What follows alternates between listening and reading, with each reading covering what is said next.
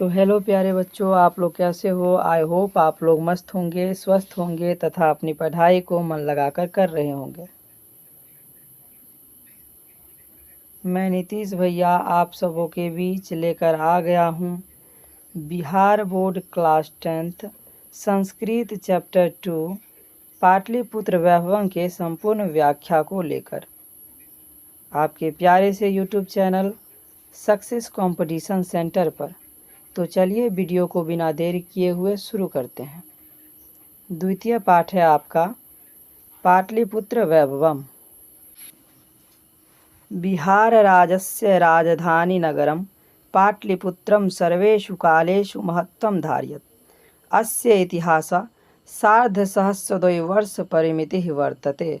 अत्र धार्मिकक्षेत्रं, राजनीतिक्षेत्रं, उद्योगक्षेत्रं व विशेषध्यानाकर्षकं वैदेशिकाः यात्री मेघास्थनीज, फाह्यान, वैनसांग इत्सिंह प्रभृतिः पाटलिपुत्रस्य वर्णनं स्वः स्मरणग्रन्थेषु चक्रुः। पाठे अस्मिन् पाटलिपुत्रवैभवमस्य सामान्यः परिचयो वर्तते। इसका हिंदी अर्थ है कि बिहार राज्य की राजधानी पाटलिपुत्र ने सभी कालों में अपना विशेष महत्व बनाए रखा है। इसका इतिहास लगभग 2500 वर्ष पुराना है। यहाँ का धार्मिक, राजनीतिक तथा औद्योगिक क्षेत्र विशेष रूप से ध्यान आकर्षित करते हैं। विदेशी यात्रियों में मेघास्थनीज, फाह्यान, वैनसांग तथा इत्सिंह आदि ने अपने अपने यात्रा वृत्तांत में पाटलिपुत्र का वर्णन किया है। इस पाठ में पाटलिपुत्र के वैभव का सामान्य परिचय दिया गया है। प्राचीनेषु भारतीयेषु नगरेषु पाटलिपुत्रानुगंगम वशद्वैचित्रं महानगरं बभूव। तद्विषये दामोदरगुप्तो नामः कविः कूटनीमताख्ये काव्ये कथयति।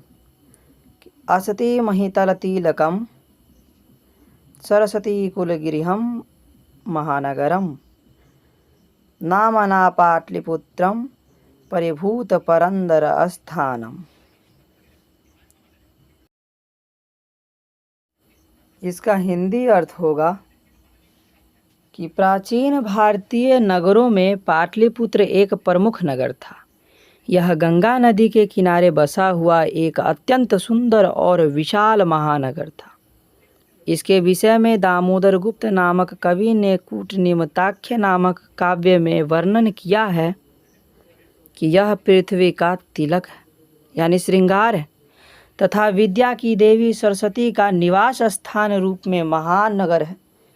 इसका नाम पाटलिपुत्र है, जो अपनी समृद्धि और वैभव से इंद्र की राजधानी यानी अमरावती को भी पीछे छोड़ देता है। इतिहासे सूर्यते यत गंगायस्तीरे बुद्धकाले पाटलिग्रामः स्थितः आसीत्। यत्र च भगवान् बुद्धः बहुकृत्वः समागतः तेन कथ्यितमासति यद ग्रामोऽयं महानगरं भविष्यति। किन्तु कलहस्य अग्निदाहस्य जलपुरस्य च भयात् सर्वदा क्रान्तः भविष्यति। कालान्तरेण पाटलिग्रामः एव पाटलिपुत्रमिति कथ्यति। चंद्रगुप्तमौर्यस्य काले अस्य नगरस्य शोभारक्षा व्यवस्था च अत्युत्कृष्टः आसीत्। यूनान् राजदूतमेघास्थनीजः स्वस्मरणग्रन्थेषु निरूप्यते अस्य नगरस्य वैभवं प्रियदर्शनी अशोकस्य शम्यः सुतराः समृद्धम्। तो इसका हिंदी अर्थ होगा कि इतिहास में सुनने को मिला है कि भगवान बुद्ध के समय गंगा के तट पर पाटलिग्राम नामक एक गांव स्थित था, जहां भगवान बुद्ध अनेक बार आए थे। उन्होंने कहा था कि यह गांव भविष्य में एक महानगर बनेगा, किंतु यह सदैव आपसी कलह, अग्निकांड और बाढ़ के भय से प्रभावित रहेगा। कालांतरण में यही पाटलिग्राम पाटलिपुत्र कहलाया। चंद्रगुप्त मौर्य के शासनकाल में इस नगर की शोभा और सुरक्षा व्यवस्था अत्यंत उत्कृष्ट थी। इसका वर्णन यूनानी राजदूत मेगास्थनीज ने अपने यात्रा वृत्तांत में किया है। सम्राट प्रियदर्शनी अशोक के समय इस नगर का वैभव और भी अधिक समृद्ध हो गया।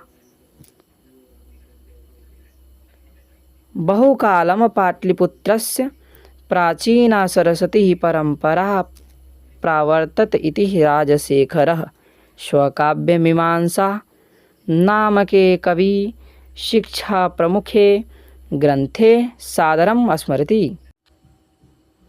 अत्रोपवर्षवर्षाभिः पाणिनिपिङ्गलाभिः व्याधि वररुचि पतंजलि इह परीक्षिता ख्यातिमुपजगमुः। इसका हिंदी अर्थ होगा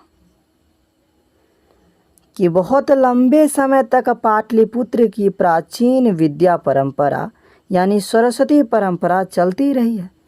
कवि राजशेखर अपने काव्य मीमांसा नामक कवि शिक्षाप्रद के प्रसिद्ध ग्रंथ में इसका आदि-पूर्वक स्मरण करते हुए कहते हैं कि यहाँ उपवर्ष वर्ष पाणिनि पिंगल व्याधि वररुचि तथा पतंजलि जैसे महान विद्वानों ने अपनी विद्वता की परीक्षा देकर यश और प्रसिद्धि प्राप्त की थी।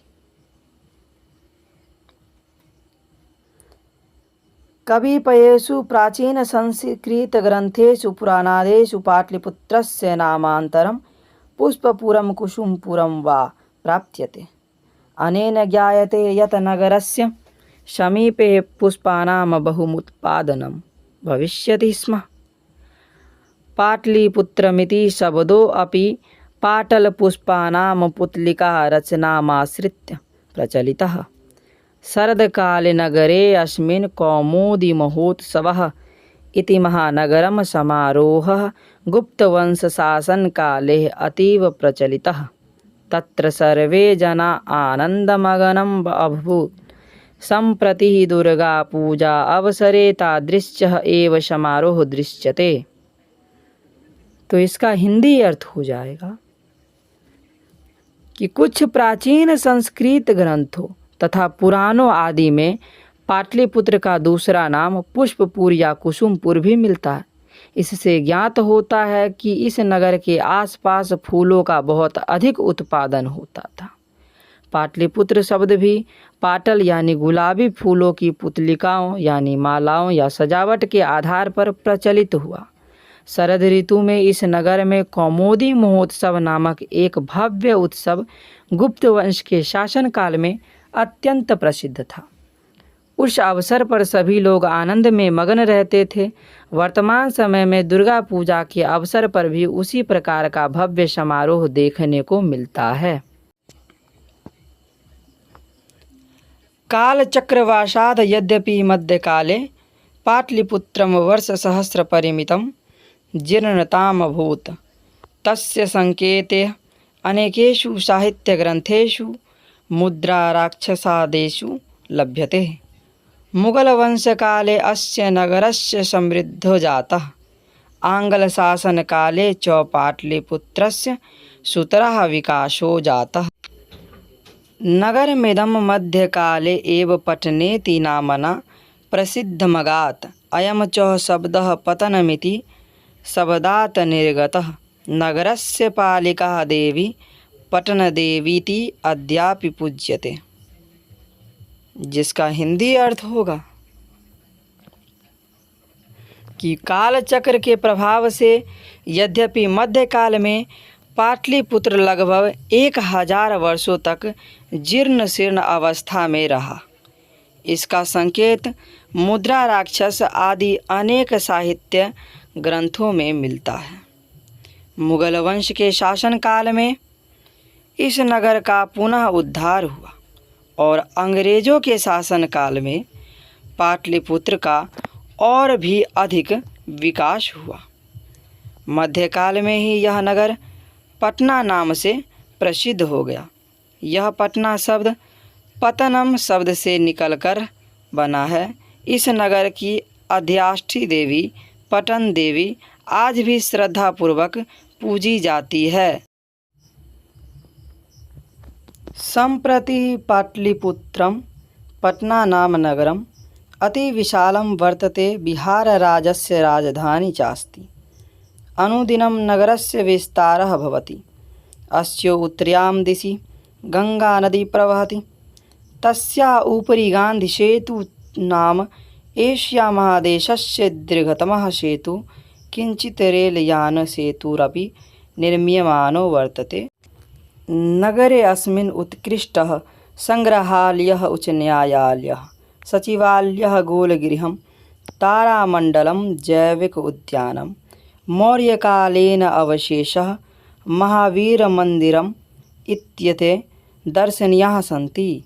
प्राचीनपाटनानगरं सिखसम्प्रदायस्य पूजनीयः स्थलं, दशमगुरु गुरुगोविन्दसिंहस्य जन्मस्थानं गुरुद्वारे अपि नाम्ना प्रसिद्धो वर्तते। तत्र देशास्य तीर्थयात्रिणः दर्शनमायान्ति। इसका हिंदी अर्थ होगा,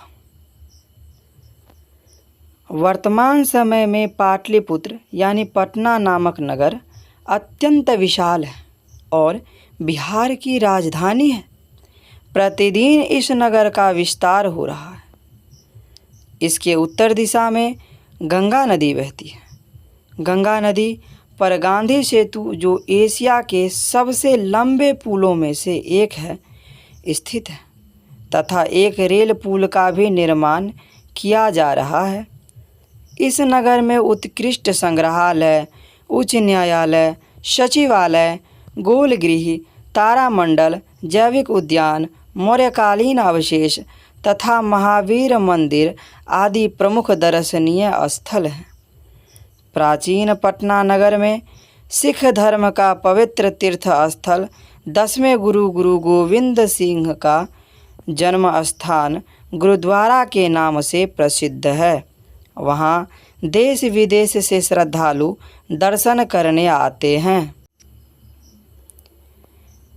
एवं पाटलिपुत्रं प्राचीनकालात् अद्यावधि विभिन्नेषु क्षेत्रेषु वैभवं धारयति। सर्वच संकलितरूपेण संग्रहालये दर्शनीयमिति पर्यटनमानचित्रे नगरमिदं महत्वपूर्णम्। इसका हिंदी अर्थ होगा कि इस प्रकार पाटलिपुत्र प्राचीन काल से लेकर आज तक विभिन्न क्षेत्रों में अपना वैभव बनाए हुए है। इसके समस्त ऐतिहासिक और सांस्कृतिक वैभव का संकलित रूप संग्रहालयों में देखा जा सकता है।